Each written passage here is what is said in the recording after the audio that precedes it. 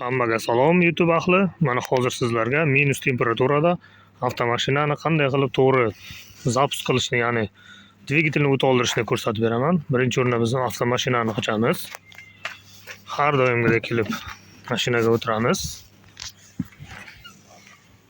Va birinchi qiladigan ishimiz hamma upotrebitellarni o'chirishimiz kerak.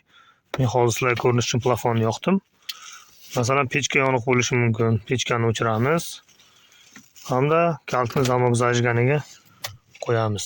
Mana do'stlar, hozir ko'ramiz. Mana -2 gradus ko'rsatyapti.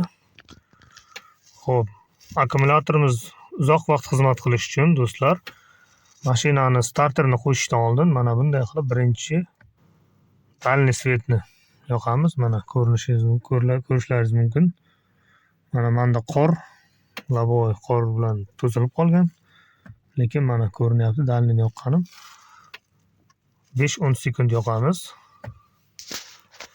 Hamda keyin zapus qilsak bo'ladi. Mana do'stlar, mashina o't oldi. -4. Dvigatelimiz -2 ko'rsatyapti. Ko'chaning harorati -4. Xuddi shunday o't oldirish bilan do'stlar, biz akkumulyatorni umrini uzaytiramiz. Ya'ni dalniy svetni qo'shgan paytimiz akkumulyator biroz uyg'onib oladi, biroz elektrolit qizib oladi. Shundan keyin starterni qo'shsak maqsadga muvofiq bo'ladi. Bu videoni akkumulyator ko'tarib yurib qishda mashinasini yoqolmaydigan, prikурка so'rab yuradigan hamda tez-tez akkumulyatorni yangi sotib oladigan do'stingizga yuborib qo'yasiz. E'tibor uchun hammaga rahmat.